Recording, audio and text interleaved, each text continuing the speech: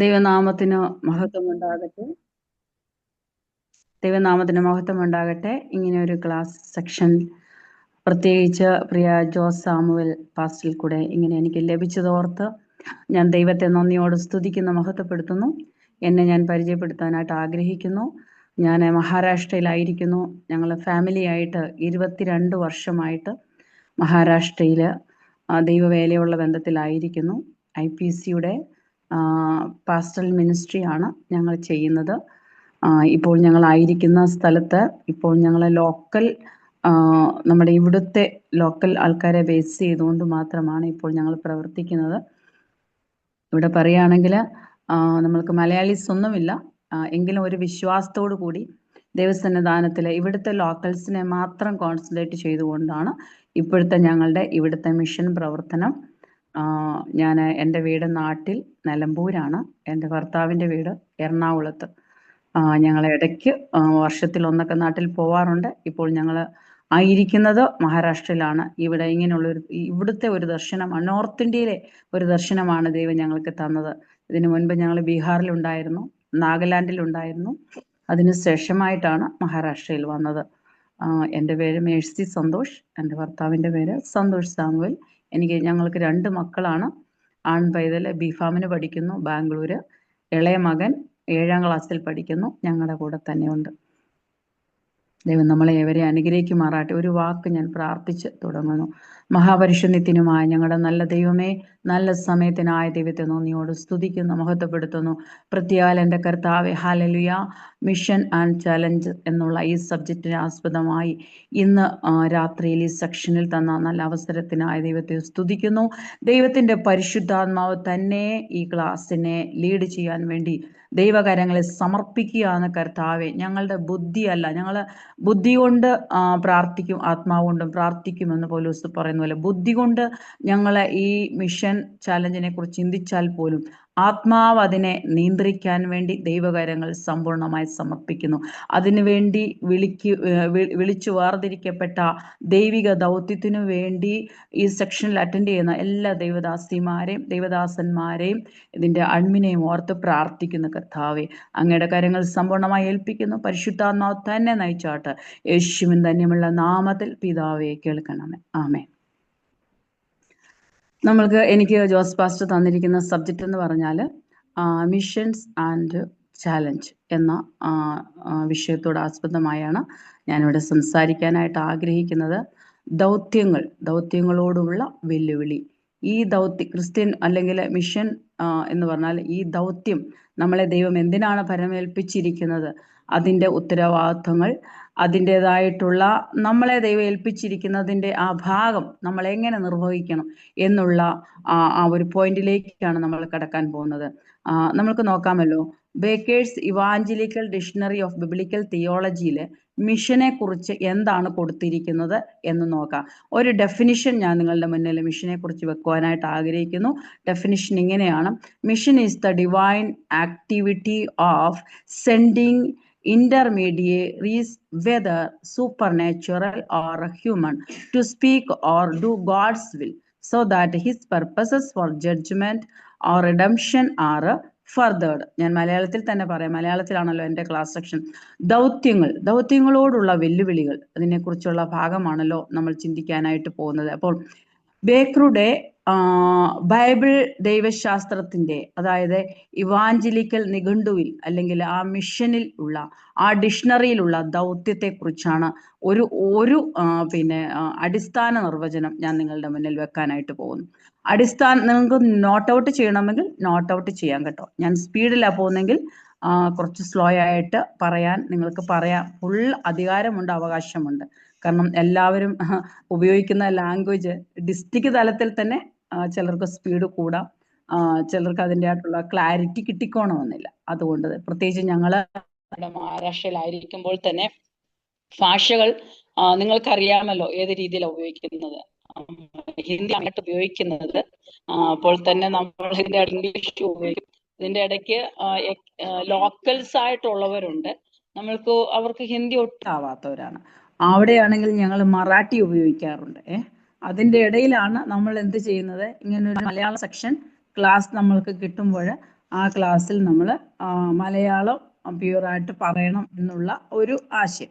അപ്പോൾ എന്തെങ്കിലും ഡൗട്ടോ അല്ലെങ്കിൽ എന്തെങ്കിലും ഒരു ക്ലാരിഫിക്കേഷൻ നിങ്ങൾക്ക് ആവശ്യമുണ്ടെങ്കിൽ തീർച്ചയായിട്ടും എന്ത് ചെയ്യാം, ചോദിക്കാം. അല്ലെങ്കിൽ സ്ലോ ആക്കി പറയുക, സംശയങ്ങളുണ്ടെങ്കിൽ ചോദിക്കുക കേട്ടോ. അതിന് പൂർണ്ണ അവകാശമുണ്ട്. അപ്പോൾ ബേക്കറുടെ ബൈബിൾ ദൈവശാസ്ത്രത്തിന്റെ ഇവാഞ്ചലിക്കൽ നിഘണ്ടുവിൽ നിന്ന് മിഷനെ കുറിച്ചുള്ള അല്ലെങ്കിൽ ദൗത്യത്തെ കുറിച്ചുള്ള ഒരു അടിസ്ഥാന നിർവചനം ഞാൻ നിങ്ങളുടെ മുന്നിൽ വെക്കാം. ഇപ്പോൾ നമുക്ക് ഏറെ സമയമില്ല.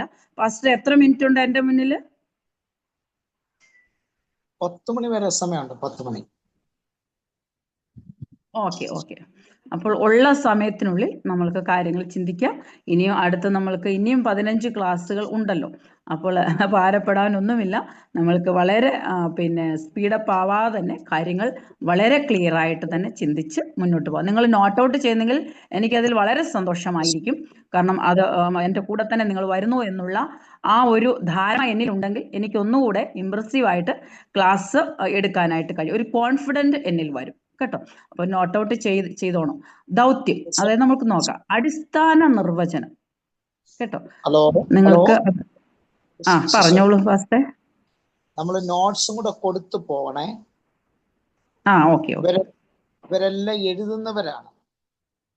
അതുകൊണ്ട് ഓക്കെ, നിങ്ങൾക്ക് ലെക്ചർ നോട്ട് പോലെ ആണെങ്കിൽ അങ്ങനെ എഴുതിക്കോ. ഞാൻ നോട്ട്സ് കൂട്ടത്തിൽ തരാം, നിങ്ങൾക്ക് എഴുതാം. ഓക്കെ.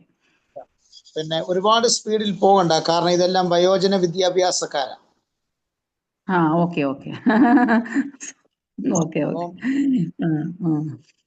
അതുകൊണ്ട് അവരുടെ ഏജ് അവരെയൊക്കെ ഒന്ന് കൺസിഡർ ചെയ്ത് വേണം പോകാൻ. ഓക്കെ. ഷുവർ. അപ്പോഴേ എഴുതാം. നിങ്ങൾക്ക് ദൗത്യം എന്നുള്ളത് എഴുതാം.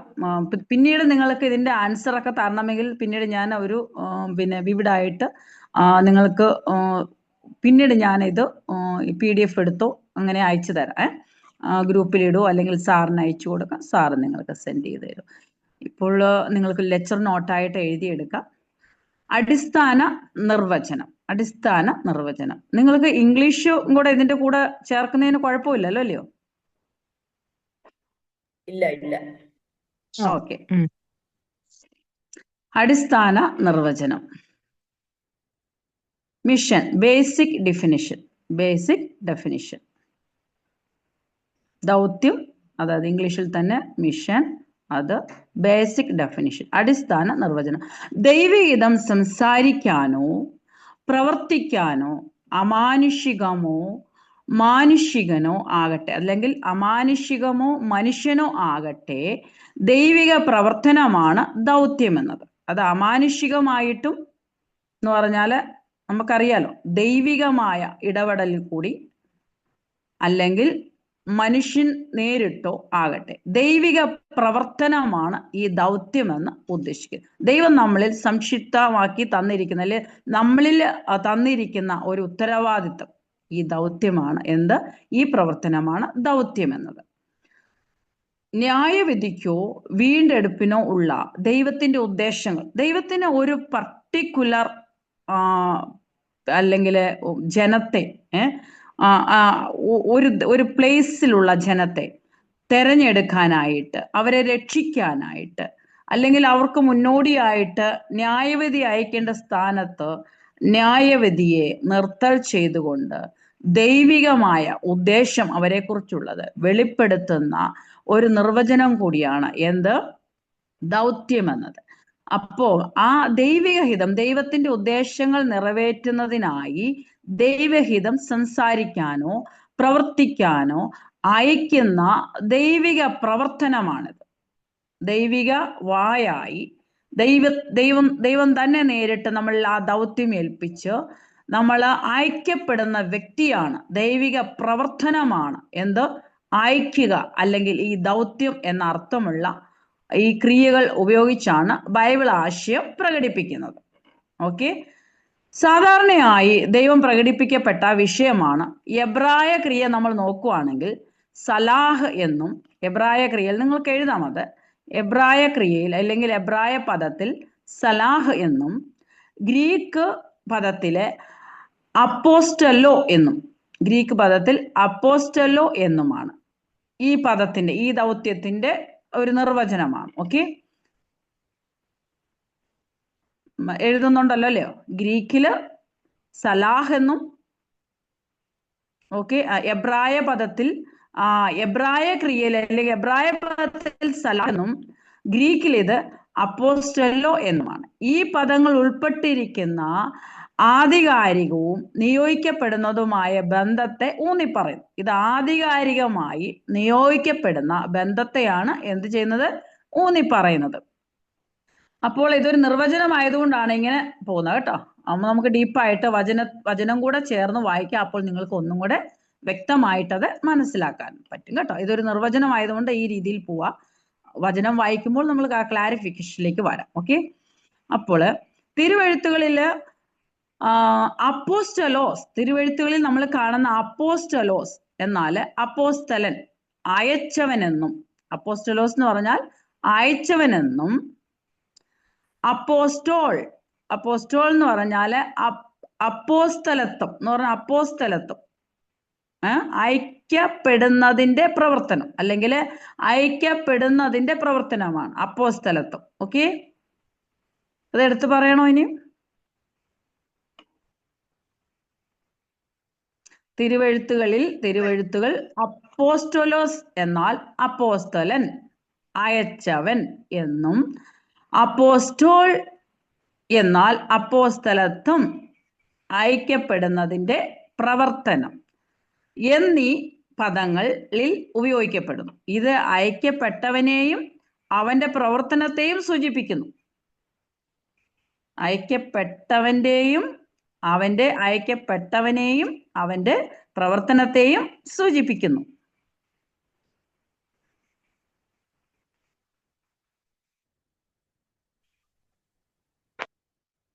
അപ്പോൾ നമ്മൾക്ക് അടുത്തായിട്ട് നോക്കാം ദൗത്യങ്ങൾ.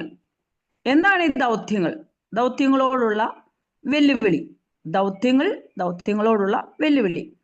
അപ്പോൾ തിരഞ്ഞെടുത്ത തിരുവെഴുത്തുകൾ നമ്മൾക്ക് പരിശോധിക്കാം. ഇതിനു വേണ്ടി തിരഞ്ഞെടുക്കപ്പെട്ട ചില തിരുവെഴുത്തുകൾ നമ്മൾക്ക് പരിശോധിക്കാം. ദൗത്യങ്ങളോടുള്ള വെല്ലുവിളി, അതിനെക്കുറിച്ചുള്ള ചില തിരഞ്ഞെടുത്ത തിരുവെഴുത്തുകൾ നമ്മൾക്ക് പരിശോധിക്കാം. എല്ലാ തിരുവെഴുത്തുകളും നമുക്ക് പരിശോധിക്കാൻ സമയം കിട്ടത്തില്ല. ഒരു വാക്യം വീതം നമ്മൾ ഒരു ഹെഡ് ലൈൻ പറയുമ്പോൾ അതിനകത്തിൽ ഒരു വാക്യമെങ്കിലും നമുക്ക് മിനിമം വായിക്കാം. മറ്റുള്ളത് നിങ്ങൾ എക്സ്ട്രാ വാക്യങ്ങൾ ഉണ്ടെങ്കിൽ നോട്ട് ഔട്ട് ചെയ്താൽ മതി. നമ്മുടെ വിഷയത്തിൽ ദൗത്യങ്ങൾക്കുള്ള പ്രാധാന്യം നാം മറന്നു പോകരുത്. ദൗത്യങ്ങൾക്കുള്ള പ്രാധാന്യം നമ്മൾ എന്ത് ചെയ്യരുത്? മറന്നു പോകരുത്. അതിനാസ്പദമായിട്ട് നമുക്ക് റോമറിന്റെ പുസ്തകം അതിന്റെ 10-ാം അധ്യായം 13, 14, 15 വാക്യം വായിക്കാം. ആരെങ്കിലും ഒരാൾ ശബ്ദം ഉയർത്തി വായിച്ച് സഹായിക്കുക. റോമർ 10-ന്റെ 13, 14, 15 വാക്യം. കർത്താവിന്റെ നാമത്തെ വിളിച്ചപേക്ഷിക്കുന്ന ഏവനും രക്ഷിക്കപ്പെടും എന്നുണ്ടല്ലോ. എന്നാൽ അവർ വിശ്വസിക്കാത്തവനെ എങ്ങനെ വിളിച്ചപേക്ഷിക്കും? അവർ കേട്ടിട്ടില്ലാത്തവനിൽ എങ്ങനെ വിശ്വസിക്കും? പ്രസംഗിക്കുന്നവൻ ഇല്ലാതെ എങ്ങനെ കേൾക്കും? ആരും അയക്കാതെ എങ്ങനെ പ്രസംഗിക്കും? അപ്പോൾ നമ്മൾ മതി അതും കൂടെ വായിച്ചു. നന്മ സുവിശേഷിക്കുന്നവരുടെ കാൽ എത്ര മനോഹരം എന്ന് എഴുതിയിരിക്കുന്നുവല്ലോ. മതി. Thank you sister. കർത്താവിന്റെ നാമത്തെ വിളിച്ചപേക്ഷിക്കുന്ന ഏവനും രക്ഷിക്കപ്പെടും. അപ്പോ എന്നുണ്ടല്ലോ. എന്നാൽ അവർ വിശ്വസിക്കാത്തവനെ എങ്ങനെ വിളിച്ചപേക്ഷിക്കും? അവർ കേട്ടിട്ടില്ലാത്തവനിൽ എങ്ങനെ വിശ്വസിക്കും? അപ്പോൾ ഇവിടെ കേട്ടിട്ടില്ല എന്നൊരു പദം നമ്മൾ കണ്ടോ? കേട്ടിട്ടില്ല എന്ന് വരികിൽ അവർക്ക് വിശ്വസിക്കാൻ കഴിയില്ല. അപ്പോൾ കേൾക്കണമെങ്കിൽ ഐക്യപ്പെടുന്നവൻ ആവശ്യമാണ്. ഈ ദൗത്യവും നിറവേറ്റിക്കൊണ്ട്, ഈ ഉത്തരവാദിത്വം ഏറ്റെടുത്തുകൊണ്ട് പോകുവാൻ ഒരു വ്യക്തി റെഡിയാകുമ്പോഴാണ്, അത് ഏത് സാഹചര്യവുമായിക്കൊള്ളട്ടെ, ഏത് പ്ലേസുമായിക്കൊള്ളട്ടെ, നമ്മൾ പോവാൻ റെഡിയാകുമ്പോഴാണ് ആ ദൗത്യം നമ്മൾ പൂർത്തീകരിക്കുവാൻ വേണ്ടി തയ്യാറാകും. അല്ലെ? പോകാൻ റെഡിയായെങ്കിലേ ദൗത്യം പൂർത്തീകരിക്കപ്പെടത്തുള്ളൂ. അപ്പോൾ നമ്മൾ ഈ ദൗത്യത്തിലേക്ക് കടന്നെങ്കിൽ മാത്രമേ കർത്താവ് നമ്മളിൽ തന്നിരിക്കുന്ന ഉത്തരവാദിത്വം, ആ വിളിയും തിരഞ്ഞെടുപ്പും നമ്മൾ മനസ്സിലാക്കിയെങ്കിൽ മാത്രമേ ഒരുവനെ നമ്മൾക്ക് നേടുവാനായിട്ട് കഴിയുള്ളൂ. അപ്പോൾ ഈ ഉത്തരവാദിത്വം നമ്മൾ കൊടുത്തെങ്കിലല്ലേ അവർക്ക് വിശ്വസിക്കാൻ പറ്റത്തുള്ളൂ. കൊടുക്കാതെ നമ്മൾ വീട്ടിലിരുന്നാലോ, അല്ലെങ്കിൽ നമ്മുടെ ജോലി കാര്യങ്ങളിൽ നമ്മൾ പ്രാധാന്യത കൊടുത്ത് അങ്ങനെ ഇതൊന്നും എൻ്റെ ഡ്യൂട്ടി അല്ല, ഇത് മറ്റൊരുവന്റെ ഡ്യൂട്ടി, അല്ലെങ്കിൽ ഇത് പാസ്റ്ററിന്റെ ജോലിയാണ്, ഇത് അതിനുവേണ്ടി നിയോഗിക്കപ്പെട്ടവരുടെ ജോലിയാണ് എന്നുള്ള ഒരർത്ഥത്തിൽ നമ്മൾ അങ്ങ് ഒഴിഞ്ഞു മാറിയാൽ ഈ ദൗത്യം നമ്മളിലേക്ക് ഇമ്പാർട്ട് ചെയ്യുവാന് ദൈവത്തിന് കഴിയത്തില്ല. നമ്മൾ ഓരോരുത്തരും അതിന്റെ ഭാഗമാണ്. ഫസ്റ്റ് ഓഫ് ഓൾ നമ്മൾ ഓരോരുത്തരും അതിന്റെ ഭാഗമാണെന്നുള്ള പൂർണ്ണമായ ഒരു ദൃഢനിശ്ചയം നമ്മളിൽ ഉണ്ടാകണം, അല്ലെ?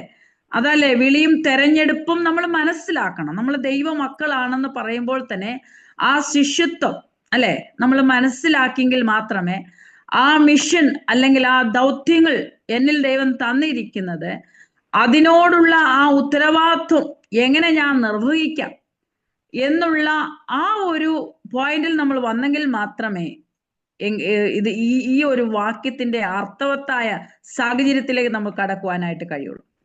എന്നാൽ അവർ വിശ്വസിക്കാത്തവനെ എങ്ങനെ വിളിച്ചപേക്ഷിക്കും? അപ്പൊ വിശ്വസിക്കാൻ അവർക്ക് കഴിയണമെങ്കിൽ നമ്മൾ എന്ത് ചെയ്യണം? ആദ്യം പ്രസംഗം അവർ കേൾക്കണം, അല്ലെ? ആ ഉത്തരവാദിത്വം അവരിലേക്ക് നമ്മൾ ഇമ്പാർട്ട് ചെയ്യണം. പ്രസംഗിക്കണം, നമ്മൾ ഗോസ്പൽ ഷെയർ ചെയ്യണം, പ്രസംഗിക്കണം. എങ്കിൽ മാത്രമേ അവർക്ക് വിശ്വസിക്കാൻ കഴിയത്തുള്ളൂ. കേൾവിയാലാണല്ലോ വിശ്വാസം വരുന്നത്, അല്ലെ? അപ്പം പ്രസംഗിക്കുന്നവനില്ലാതെ എങ്ങനെ കേൾക്കും? നമ്മുടെ ഉത്തരവാദിത്വം നമ്മൾ ചെയ്യാം. ഇതിനകത്തിൽ പറഞ്ഞിരിക്കുന്ന അങ്ങനെയാണ് ആ വാക്യത്തിൽ. നമ്മുടെ ഉത്തരവാദിത്വം നമ്മൾ ചെയ്യാം. അപ്പോൾ പ്രസംഗിക്കുന്നവനില്ലാതെ എങ്ങനെ കേൾക്കും? ഈ ദൗത്യം നമ്മളിൽ ഇല്ലാതെ ദൗത്യം നമ്മൾക്ക് മനസ്സിലാകുന്നേ ഇല്ല. നമ്മളെല്ലാം ദൈവവേല ചെയ്യാൻ വളരെ താല്പര്യമുള്ളവരാണ്, അതിനുവേണ്ടി വിളിക്കപ്പെട്ടവരാണ്, നമ്മൾ തെരഞ്ഞെടുക്കപ്പെട്ടവരാണ്, അത് നമുക്ക് നല്ല ബോധ്യതയുണ്ട്. പക്ഷെങ്കിലേ ഉത്തരവാദിത്വം നമ്മളിൽ തന്നിട്ടും നമ്മൾക്കത് ചെയ്യാൻ കഴിയുന്നില്ലെങ്കിൽ, നമ്മൾ അയക്കപ്പെടുന്നവരുടെ കൂട്ടത്തിൽ ആ പരിശുദ്ധാത്മാവിന്റെ നടത്തിപ്പിൽ നമ്മൾക്കത് പോവാൻ കഴിയുന്നില്ലെങ്കിൽ എങ്ങനെ നമ്മൾ പ്രസംഗിക്കും? എങ്ങനെ കേൾവിക്കാർ കേൾക്കും? അല്ലാതെ അവർക്ക് കേൾക്കാൻ എങ്ങനെ കഴിയും? അവർ കേൾക്കണമെങ്കിൽ നമ്മളുടെ ഉത്തരവാദിത്വവുമായി നമ്മൾ പോകണം. ആരും അയക്കാതെ എങ്ങനെ പ്രസംഗിക്കും? അപ്പൊ അയക്കുന്ന ഒരുവനുണ്ട്, അല്ലെ? അതാരാണ്? നമ്മുടെ കർത്താവ്. അയക്കുന്ന ഒരുവനുണ്ട്, നമ്മുടെ കർത്താവ്. ആ ഉത്തരവാദിത്വം നമ്മളിൽ ഓരോരുത്തരിലും ദൈവം തന്നിരിക്കുന്നത് നമ്മൾ മനസ്സിലാക്കിയാൽ തന്നെ നമുക്ക് എന്ത് ചെയ്യാൻ പറ്റും? നമ്മൾ അതിന് വേണ്ടിയിട്ട് കുതിച്ചു മുന്നോട്ട് നീങ്ങുവാനായിട്ട്, ഉത്തരവാദിത്വവും പേറി ഈ ഉത്തരവാദിത്വം വഹിച്ചുകൊണ്ട് മുന്നേറാനായിട്ട് നമ്മൾ കഴിയും. അപ്പോൾ നന്മ സുവിശേഷിക്കുന്നവരുടെ കാലം എത്ര മനോഹരം എന്ന് എഴുതിയിരിക്കുന്നുവല്ലോ. എങ്കിലും എല്ലാവരും സുവിശേഷം അനുസരിച്ചിട്ടില്ല കേട്ടോ. അപ്പൊ നമ്മൾ ഓരോരുത്തരും നന്മ സുവിശേഷീകരിക്കാൻ വേണ്ടി നമ്മളെ വിളിക്കപ്പെട്ടതാണ്. അപ്പൊ നന്മ സുവിശേഷീകരിക്കുക. അവരുടെ കാലം എത്ര മനോഹരമാ. അതാണല്ലോ എഫേസ്യർ ലേഖനത്തിലും പറയുന്നത്. നമ്മൾ സുവിശേഷത്തിനായിട്ട് എപ്പോഴും ഒരുക്കമുള്ളവരായിരിക്കണം. കാലിന് നമ്മൾ ആ പാദത്തിൽ നമ്മൾ അതിനെ ചെരുപ്പാക്കിക്കൊണ്ട് എപ്പോഴും ആ ഒരുക്കത്തിൽ നമ്മൾ ആയിരിക്കണം. അതാണ് ആ ഒരു ദൗത്യത്തിന്റെ നമ്മളിൽ തന്നിരിക്കുന്ന ആ ഒരു ഉത്തരവാദിത്വം നമ്മളിൽ ദൈവം തന്നിരിക്കുന്നത് പൂർത്തീകരിക്കുവാനായിട്ട് കഴിയുള്ളൂ, അല്ലെ? അപ്പോൾ അത് നിങ്ങൾക്ക് ക്ലിയർ ആയെന്ന് ഞാൻ വിശ്വസിക്കുന്നു. അപ്പോൾ റോമർ 10-ാം അധ്യായം അതിന്റെ 13 മുതൽ 15 വരെയുള്ള വാക്യങ്ങളാണ് നമ്മൾ അതിനു വേണ്ടി ആമുഖമായി വായിച്ചത്. ഇപ്പോൾ നമ്മൾക്ക് അടുത്തതായിട്ട് നോക്കാം. അതിനകത്തില്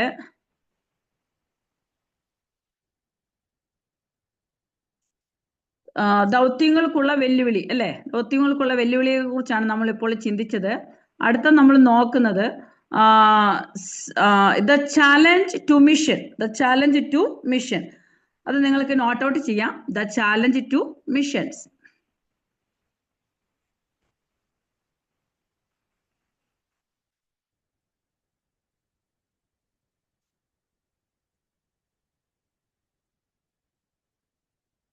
അപ്പൊ അതിനകത്തിൽ നോക്കിക്കോ, ദൗത്യങ്ങൾക്കുള്ള കൽപ്പന. ദ ചാലഞ്ച് ടു മിഷന്റെ അടിയിൽ നിങ്ങൾക്ക് എഴുതാം ദൗത്യങ്ങൾക്കുള്ള കൽപ്പന എന്നാണ്. അതായത് മലയാളത്തിലാണ്, മലയാളം കൂടെ ചേർത്ത് എഴുതിക്കോ കേട്ടോ.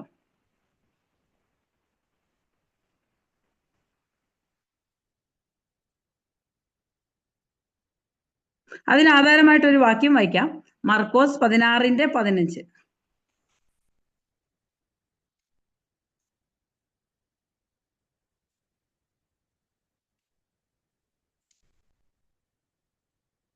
മർക്കോസ് 16:15 വാക്യം. പിന്നെ അവൻ അവരോട്, നിങ്ങൾ ലോകത്തിലൊക്കെയും പോയി സകല സൃഷ്ടിയോടും സുവിശേഷം പ്രസംഗിപ്പീൻ. വിശ്വസിക്കുകയും സ്നാനം ഏൽക്കുകയും ചെയ്യുന്നവൻ രക്ഷിക്കപ്പെടും, വിശ്വസിക്കാത്തവൻ ശിക്ഷാവധിയിൽ അകപ്പെടും. ഓക്കെ, ഇതിനകത്തിൽ പറയുന്നത്, പിന്നെ അവൻ അവരോട്, നിങ്ങൾ ഭൂലോകത്തിലൊക്കെയും പോയി സകല സൃഷ്ടിയോടും സുവിശേഷം പ്രസംഗിപ്പീൻ. വിശ്വസിക്കുകയും സ്നാനമേൽക്കുകയും ചെയ്യുന്നവൻ രക്ഷിക്കപ്പെടും, വിശ്വസിക്കാത്തവൻ ശിക്ഷാവിധിയിൽ അകപ്പെടും. അപ്പോൾ സകല സൃഷ്ടിയോടും ഭൂലോകത്തിലൊക്കെയും പോയി സകല സൃഷ്ടിയോടും സുവിശേഷം പ്രസംഗിക്കുക എന്നുള്ള ഒരു ദൗത്യമാണ് നമ്മളെ ഏൽപ്പിച്ചിരിക്കുന്നത്. അപ്പോൾ നമ്മൾ ഓൾഡ് ടെസ്റ്റമെന്റ് നോക്കുവാണെങ്കിൽ ഈ ദൗത്യം മാത്രമല്ല, ചിലരെ നമ്മൾ ഇസ്രായേൽ ജനത്തെ, പർട്ടിക്കുലർ ജനത്തെ, ഇസ്രായേൽ പീപ്പിൾസിനെ രക്ഷിച്ചെടുക്കാൻ വേണ്ടി ദൈവം എന്താണ് അവിടെ ഒരു ഉപാധി അയച്ചത്, അല്ലെ? അതിനുവേണ്ടി ഒരു വ്യക്തിയെ സെലക്ട് ചെയ്യാണ് ചെയ്തത്. ആരായിരുന്നത് നിങ്ങൾക്ക് പറയാമോ? മോശയെ ദൈവം തെരഞ്ഞെടുത്തു. അപ്പോഴേ മോശയെ ഒരുക്കിക്കൊണ്ട് വരാൻ വേണ്ടി തന്നെ എത്ര സമയമെടുത്തു? ജനനത്തിങ്കിൽ തന്നെ ദൈവം അവനെ കണ്ടിരുന്നതാണ്, അല്ലെ? പക്ഷെങ്കിൽ ജനനത്തിങ്കിൽ തന്നെ അവനെ നശിപ്പിക്കാൻ ശത്രു നോക്കിയിരുന്നു, അത് നമ്മൾക്കറിയാം. അങ്ങനെ ഒരു പ്രസംഗ ഇതിലേക്ക് ഞാൻ പോവല്ല, അതിനെ നിങ്ങൾക്ക് മനസ്സിലാക്കാനുള്ള ഒരു ക്ലാരിഫിക്കേഷനാണ്. അപ്പോഴേ ജനനത്തിൽ തന്നെ ദൈവം അവനെ കണ്ടിരുന്നതാവും, അമ്മയുടെ ഉദരത്തിൽ വെച്ച് തന്നെ കണ്ടിരുന്നു. യിരെമ്യാവിനോട് പറയുന്നു, നീ ഭിണ്ണാകാരമായിരുന്നപ്പോഴേ നിന്റെ അമ്മയുടെ ഉദരത്തിൽ വെച്ച്, ദാവീദ് പറയുന്നുണ്ടത്, അമ്മയുടെ ഉദരത്തിൽ വെച്ച് തന്നെ നീ എന്നെ കണ്ടതാണ്. അപ്പോൾ നമ്മളെ കുറിച്ച് ഓരോരുത്തരെ കുറിച്ചും ദൈവത്തിനൊരു പദ്ധതിയുണ്ട്. ജനനത്തിങ്കിൽ തന്നെ, ജനിക്കുന്നതിന് മുൻപ് തന്നെ ഇന്ന വ്യക്തി, ഇന്ന കുഞ്ഞാണ് ജനിക്കാൻ പോകുന്നത്, അത് ഇന്ന കുടുംബത്തിലാണ് ജനിക്കാൻ പോകുന്നത്, ഇന്ന മാതാപിതാക്കൾക്കാണ് ജനിക്കാൻ പോകുന്നത്, ഇന്ന പ്ലേസിലാണ് അവർ ജനിക്കാൻ പോകുന്നത്. നീ ഏത് സാഹചര്യത്തിൽ വളർന്നു എന്നല്ല കർത്താവ് നമ്മളോട് ചോദിക്കുന്നത്. എത്ര പട്ടിണി കിടന്നെന്നൊന്നും ചോദിക്കത്തില്ല കർത്താവ്. നീ എത്രമാത്രം കഴിച്ചു കുടിച്ചു അതും ചോദിക്കത്തില്ല. നിനക്ക് എത്രമാത്രം എഡ്യൂക്കേഷൻ ആ ഭവനത്തിൽ നീ ജനിച്ചിട്ട് കിട്ടിയെന്ന് ദൈവം ചോദിക്കത്തില്ല. ദൈവത്തിന്റെ വിളിയും തെരഞ്ഞെടുപ്പ് എന്ന് പറഞ്ഞാൽ വിദ്യാഭ്യാസം അതിന് ആധാരമല്ല. നീ പട്ടിണി കിടന്നതോ വയറ് നിറച്ച് കഴിച്ചതോ അതിന് ആധാരമല്ല. ഏത് ഭവനത്തിൽ ഏത് കളറുള്ള മാതാപിതാക്കൾക്ക് ജനിച്ചു എന്ന് ആധാരമല്ല. മനസ്സിലായോ? ഏത് ബാക്ക്ഗ്രൗണ്ടിൽ ജനിച്ചു എന്ന് നോക്കത്തില്ല. ദൈവത്തിന്റെ ഉദ്ദേശം എന്ന് പറഞ്ഞാൽ സൃഷ്ടിയോടുള്ള ദൈവത്തിന്റെ കരുണയാണത്. പ്രത്യേകിച്ച് ദൈവ മക്കളോടുള്ള, അല്ലെങ്കിൽ ജനത്തിനോടുള്ള ദൈവത്തിന്റെ നീതിയാണ്. ദൈവത്തിന് അത് ചെയ്തേ പറ്റത്തുള്ളൂ. അപ്പോൾ ആദാമിന്റെയും ഹവ്വായുടെയും ജീവിതത്തില് ഫസ്റ്റ് പേരൻസ്, അവരുടെ ജീവിതത്തിൽ ഒരു ദൗത്യം ദൈവം കൊടുത്തിരുന്നു. നിങ്ങൾക്ക് പറയാമോ എന്തുവായിരുന്നു ദൗത്യം എന്ന്? തോട്ടം കാക്കാനും തോട്ടം കാക്കാൻ വേണ്ടി തോട്ടം കാക്കുവാനും, പിന്നെ ആർക്കെങ്കിലും വല്ല പോയിന്റ് വരുന്നു? ഭൂമിയുടെ മേൽ വാഴുവാനും പെരുകി ഭൂമിയിൽ നിറയുവാനും. ഓക്കെ, അതൊക്കെ ദൈവം കൊടുത്തതാണ്, വായ്ത്തത്വങ്ങൾ അവർക്കല്ലേ, അധികാരങ്ങൾ കൊടുത്തതാണ്. പിന്നെ സകല സൃഷ്ടിയുടെ മേലും എന്ന് പറഞ്ഞാൽ ദൈവം സൃഷ്ടിച്ചുണ്ടാക്കിയ സകലത്തിന്റെ മേലും അധികാരം കൊടുത്തു, വാഴാൻ. അതാണ് ഫസ്റ്റ് സിസ്റ്റർ പറഞ്ഞത്, വാഴാനുള്ള അധികാരം കൊടുത്തു. പക്ഷെങ്കില് പരാജയപ്പെട്ടോ അവരെ വിജയിച്ചോ?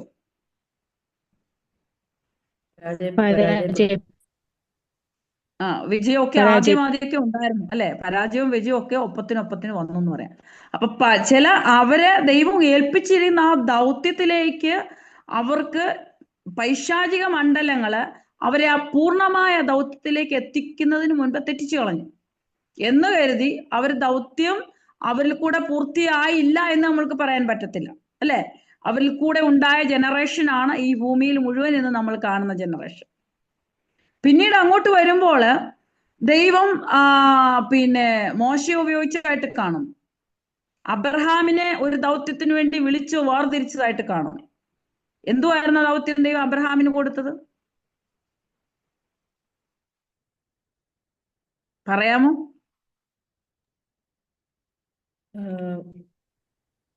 തന്റെ ചാർച്ചക്കാരെയും ഭവനത്തെയും വിട്ട് വിളിച്ച ദൈവത്തെ ആശ്രയിച്ച് വന്ന ഒരു പുതിയ ജനതയായി ദൈവത്തിന് വേണ്ടിയിട്ട്. അതെ, ദൈവം സത്യദൈവം ആരാണെന്ന് പോലും അറിയാതിരുന്ന അബ്രഹാം പറയുകയാണെങ്കിൽ തേരഹിന്റെ ഭവനത്തിൽ അല്ലെ ആയിരുന്നു. അപ്പോൾ തന്നെ അവരെ മിഥ്യാമൂർത്തികളെ എന്ന് പറഞ്ഞാൽ അന്യ ദൈവങ്ങളെ ആരാധിച്ച് സേവിച്ച് പോന്ന, അത് വിൽക്കുകയും ചെയ്തിരുന്ന അവർ ഭവനത്തിൽ നിന്നാണ് ആ അബ്രഹാമിനെ ദൈവം തെരഞ്ഞെടുത്തത്. അതാണ് ഞാൻ നിങ്ങളോട് ആദ്യമായി പറഞ്ഞത്. നീ ഏത് ഭവനത്തിൽ ജനിച്ചു, എത്രമാത്രം കഴിച്ചു കുടിച്ചു ജീവിച്ചു, പട്ടിണി കിടന്ന് ജീവിച്ചു, ഇതൊന്നും ദൈവത്തിന്റെ വിഷയമല്ല. നമ്മളെ മാനവജാതിയെ ദൈവം ഒരു പർട്ടിക്കുലർ ഉദ്ദേശം, ഒരു ദൗത്യം നമ്മളിൽ തന്നിട്ടുണ്ട്. ആ ദൗത്യം നമ്മൾ മനസ്സിലാക്കുക എന്നുള്ളതാണ്. മനസ്സിലാക്കാൻ കഴിയാത്തത് തന്നെ നമ്മുടെ പരാജയമാണ്. മനസ്സിലായോ? മനസ്സിലാക്കാൻ കഴിയാത്തത് നമ്മുടെ പരാജയമാണ്. അപ്പൊ നമ്മൾ ഇതൊക്കെ വായിക്കുമ്പോൾ നമ്മളിത് വിശ്വസിച്ചുകൊണ്ട് വായിക്കുക. അപ്പൊ തന്നെ ഇത് എന്നോടാണ് സംസാരിക്കുന്നത്, എന്നിലാണ് ഈ ദൗത്യം ഇമ്പാർട്ട് ചെയ്തിരിക്കുന്നത് എന്നുള്ള ആ ഒരു ആഴമായ ഒരു നിങ്ങൾക്ക് ശക്തമായ ഒരു നിർണയം നിങ്ങളിൽ നിന്ന് ഉൾപ്പെടണം, നമ്മളിൽ ഓരോരുത്തരും പുറപ്പെടണം. എങ്കിൽ മാത്രമേ നമ്മൾ ഈ ദൗത്യം എന്ന് പറഞ്ഞതിന്റെ ഒരു പൂർത്തീകരണത്തിൽ ചെന്നെത്തുവാനായിട്ട് കഴിയുള്ളൂ. അപ്പോൾ അബ്രഹാം അവിടെ പരാജയപ്പെട്ടിരുന്നെങ്കിൽ ഇസ്രായേൽ ജനത എന്ന ആ ഒരു ദൗത്യം അല്ലെങ്കിൽ ആ ഒരു ജനതയെ തന്നെ ഈ ഭൂമിയിൽ കാണത്തില്ലായിരുന്നു, അല്ലെ? ഇസ്രായേൽ എന്ന് പറഞ്ഞ നമ്മൾ ഇസ്രായേൽ മക്കൾ എന്ന് എത്ര ഈസി ആയിട്ടാണ് മലയാളത്തിൽ പറയുന്നത്, അല്ലെ? ഇസ്രായേൽ മക്കൾ. ആ മക്കൾ വന്നതിന്റെ പിന്നിലെ ത്യാഗം നമ്മൾ തിരിച്ചറിഞ്ഞിട്ടുണ്ടോ? അബ്രഹാം ഏത് പാരമ്പര്യ കുടുംബത്തിൽ നിന്നാണ് വെളിയിൽ വന്നതോ ദൈവം അവനെ വെളിയിൽ കൊണ്ടുവന്നത്. അപ്പൊ കൊണ്ടുവരുമ്പോൾ തന്നെ ആ ഒരു ദൗത്യമാണ് അവനിൽ ദൈവം ഏൽപ്പിച്ചത്. നമ്മുടെ ആദ്യ പിതാവിൽ അല്ലെങ്കിൽ പൂർവ്വപിതാവായ അബ്രഹാമിൽ ദൈവം ഒരു വലിയ ദൗത്യമാണ് ഏൽപ്പിച്ചത്. ആ ദൗത്യവും ആ ദൗത്യവും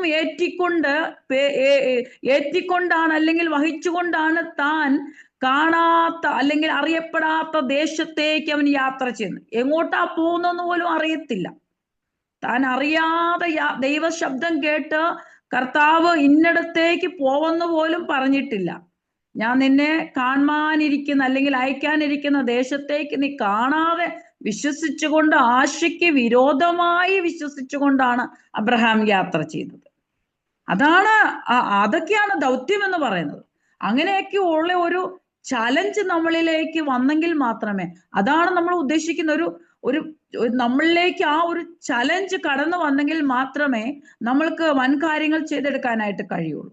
നമ്മൾ തന്നിരിക്കുന്ന ഈ മിഷൻസ്, ഈ ദൗത്യങ്ങള്, അതിന്റെ ഉത്തരവാദിത്തങ്ങള്, അതിന്റെ പൂർത്തീകരണങ്ങൾ എത്രമാത്രം ഇമ്പോർട്ടന്റ് ആണെന്ന് നമ്മൾ മനസ്സിലാക്കുക എന്നുള്ളതാണ്. എങ്കിൽ മാത്രമേ ഒരു ജനതയെ അല്ലെങ്കിൽ ഒരു പർപ്പസിന് വേണ്ടി ദൈവം നമ്മളെ അയച്ചാല് അത് പൂർത്തീകരിക്കാനായിട്ട് കഴിയത്തുള്ളൂ. നമ്മളെ ഏൽപ്പിച്ചത് പൂർത്തീകരിക്കണമെങ്കിൽ ആ ഒരു നമ്മളിൽ സംക്ഷിപ്തമായ ദൈവം തന്നിരിക്കുന്നതിൽ നമ്മൾ നിർബന്ധമായും അതിൽ നമ്മൾ അത് ഏറ്റെടുക്കുക എന്നുള്ളതാണ് ആ ദൗത്യം. അപ്പോൾ അങ്ങനെ നോക്കുകയാണെങ്കിൽ ഇവിടെ മർക്കോസിന്റെ സുവിശേഷത്തിൽ പറയുന്ന 16-ാം അധ്യായം അതിന്റെ 15-ാമത്തെ വാക്യത്തില് സുവിശേഷം എന്ന ഒരു ദൗത്യമാണ് പുതിയ നിയമത്തിൽ നമ്മളെ ഏൽപ്പിച്ചിരിക്കുന്നത്, അല്ലെ? പഴയ നിയമത്തിലെ ദൗത്യങ്ങളൊക്കെ പല രീതിയിൽ ദൈവം പ്രവാചകന്മാര് മുഖാന്തരമായിട്ടും എന്ത് ചെയ്തു? ഇസ്രായേൽ ജനങ്ങളോട്, ജാതികളോട് ഒക്കെ ദൈവം അവരുടെ മുന്നിൽ പ്രകടിപ്പിച്ചു. ദൈവം ആരാണെന്ന് വെളിപ്പെടുത്തി. ദൗത്യമായിട്ട് പ്രവാചകന്മാര് പോകുമായിരുന്നു. യെശയ്യാവ്, യിരെമ്യാവ് തുടങ്ങിയ പ്രവാചകന്മാരൊക്കെ വെല്ലുവിളികൾ ഏറ്റെടുത്തുകൊണ്ടാണ് ജനത്തിന്റെ മുൻപില്, ദൈവജനത്തിന്റെ മുൻപിൽ നോക്കിയാൽ അവർ വിഘടിക്കപ്പെട്ട ജനങ്ങളാണ്, ചിന്നിച്ചിതറി കിടക്കുന്നവരാണ്.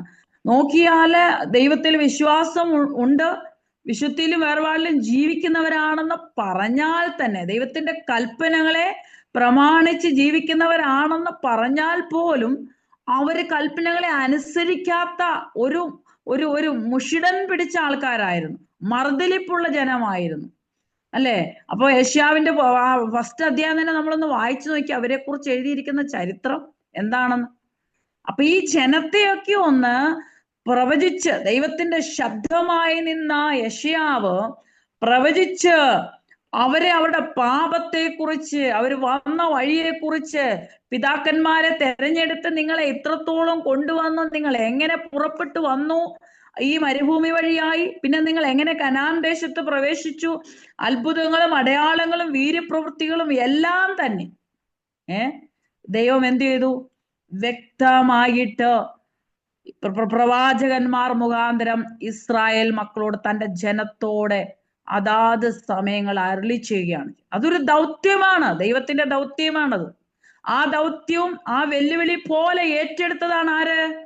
യെശയ്യാവ്, ഇരമ്യാവ് തുടങ്ങിയ പ്രവാചകന്മാരല്ല. പഴയ നിയമത്തിലെ പ്രവാചകന്മാരെയൊക്കെ നമ്മൾ ഇടയ്ക്കിടയ്ക്ക് അവരുടെ ആ പുസ്തകങ്ങളൊക്കെ ഒന്ന് വായിക്കാൻ നല്ലതാണ് കേട്ടോ. വലിയ വെല്ലുവിളികളുമായിട്ടാണ് അവര് ജനങ്ങളുടെ അടുത്തേക്ക് ഇറങ്ങിച്ചെന്നത്, അല്ലെങ്കിൽ ദൈവശബ്ദമായി ചെന്നത്. ചിലപ്പോഴൊക്കെ അവരെ നിന്ദിച്ചിട്ടുണ്ട്, ആക്ഷേപിച്ചിട്ടുണ്ട്. യിരെമ്യാവിനൊക്കെ കിട്ടിയ ആ പ്രഹരം എന്തൊക്കെയാണ് അല്ലെ? പ്രവചിച്ചു കഴിഞ്ഞപ്പോഴേ എന്തെല്ലാം ചെയ്തു? യിരെമ്യാവിന് എന്തെല്ലാം കിട്ടി?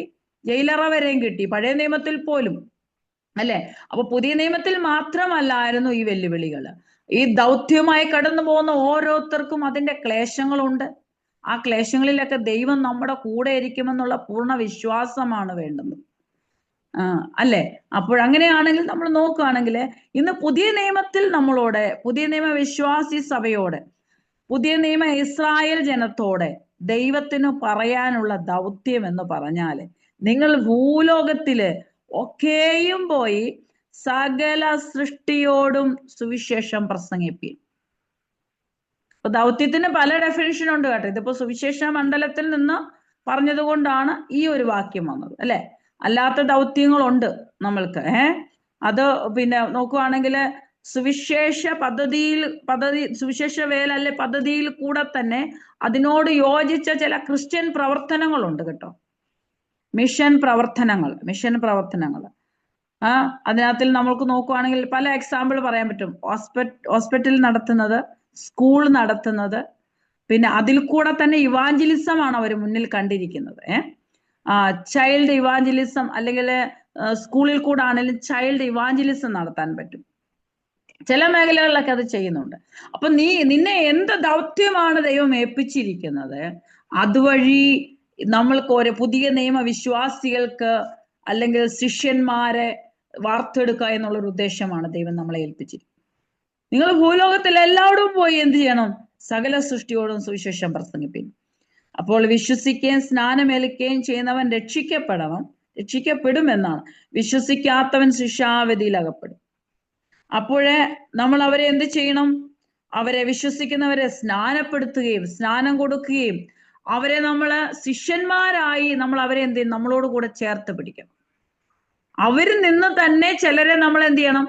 ഈ ഉത്തരവാദിത്വത്തിലേക്ക് അവരെ നമ്മൾ ഇമ്പാർട്ട് ചെയ്യണം. ഇപ്പൊ ഞാൻ ഒരു ഉദാഹരണം പറയാം. ഞാൻ പഠിപ്പിക്കുന്നു, എന്നെ പോലെ പല ടീച്ചേഴ്സും കാണും. ഇപ്പം നമ്മളെല്ലാവരും ഒന്നിച്ച് ചിന്തിക്കുകയാണ്, പഠിപ്പിക്കുന്നവർ. ഈ ഞങ്ങളിലുള്ള ഈ ദൗത്യം അല്ലെങ്കിൽ ഈ ഉത്തരവാദിത്വം ദൈവം തന്നിരിക്കുന്ന വിഷൻ, ദർശനം നിങ്ങളിലേക്ക് ഇമ്പാർട്ട് ചെയ്യണം. അപ്പൊ നിങ്ങളെ സുവിശേഷ വേലയ്ക്ക് വേണ്ടിയിട്ട് എന്ത് ചെയ്യണം? യോഗ്യരാക്കി ഇവിടെ മാറ്റുവാണ് അല്ലെ. നിങ്ങൾ എന്ത് ചെയ്യണം? മറ്റുള്ളവരിലേക്ക് ഇമ്പാർട്ട് ചെയ്യുന്നു. ഒരു ഇമ്പാർട്ടേഷനാണ് ഇവിടെ കാണുന്നത് മെയിനായിട്ട്. പുതിയ നിയമ വിശ്വാസികളുള്ള ബന്ധത്തില് ഒരു ഇമ്പാർട്ടേഷനാണ് ഇവിടെ കാണുന്നത്. അപ്പൊ അത് നമ്മൾ മറന്നു പോകരുത് കേട്ടോ.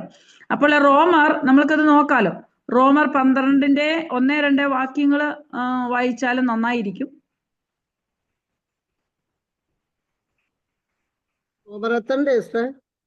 12-ന്റെ 1-2 വാക്യങ്ങൾ. സഹോദരന്മാരെ, ഞാൻ ദൈവത്തിന്റെ മനസ്സലിവ് ഓർപ്പിച്ചു നിങ്ങളെ പ്രബോധിപ്പിക്കുന്നത്, നിങ്ങൾ ബുദ്ധിയുള്ള ആരാധനയായി നിങ്ങളുടെ ശരീരങ്ങളെ ജീവനും വിശുദ്ധിയും ദൈവത്തിന് പ്രസാദവുമുള്ള യാഗമായി സമർപ്പിപ്പീൻ. ഈ ലോകത്തിന് അനുരൂപമാകാതെ നന്മയും പ്രസാദവും പൂർണ്ണതയുമുള്ള ദൈവഹിതം ഇന്നതെന്ന് തിരിച്ചറിയേണ്ടതിന് മനസ്സ് പുതുക്കി രൂപാന്തരപ്പെടുവീൻ. മതി.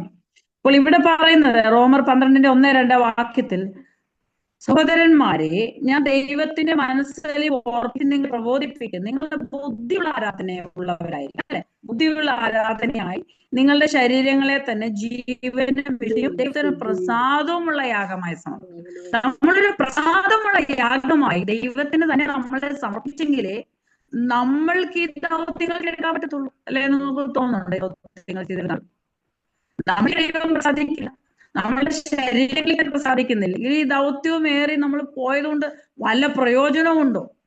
ഏത് ദൗത്യവും ആയിക്കൊള്ളട്ടെ. ചിലർ ക്രിസ്ത്യൻ സ്കൂളുകൾ നടത്തും, ഹോസ്പിറ്റലുകൾ നടത്തും.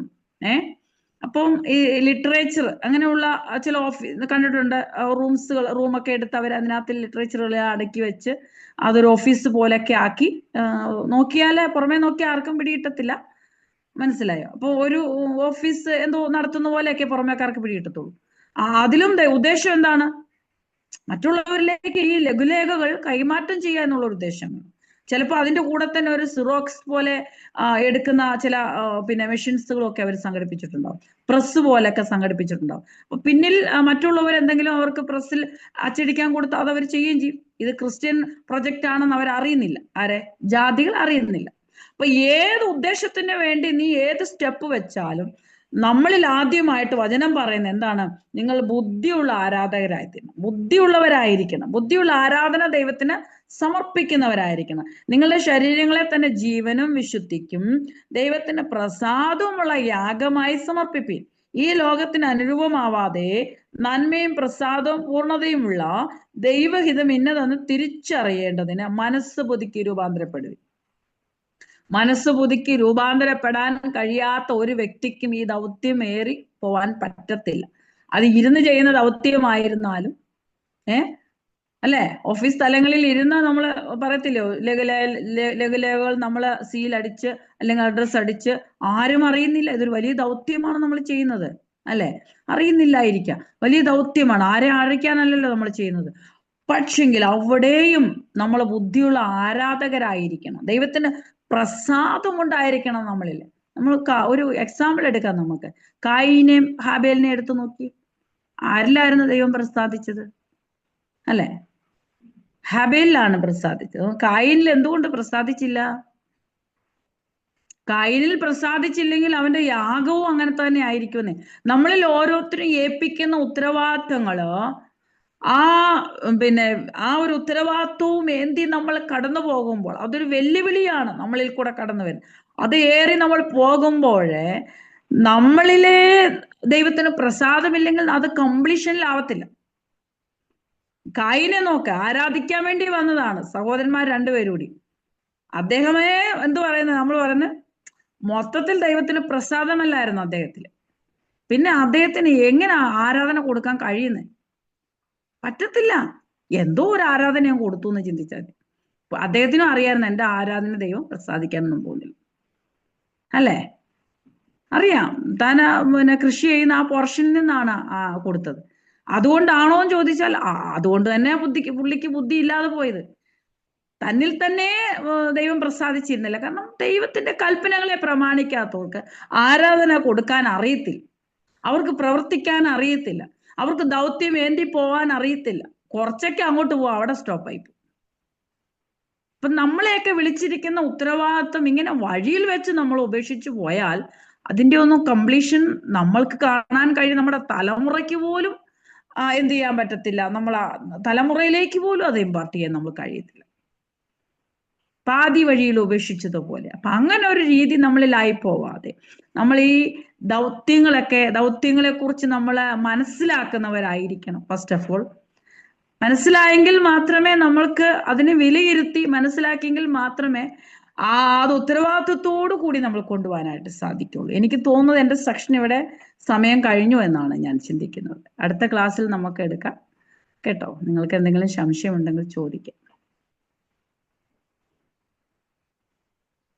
അല്ലെങ്കിൽ ഞാൻ ഓവർ ടു ആരാണിത് ചെയ്യുന്നത്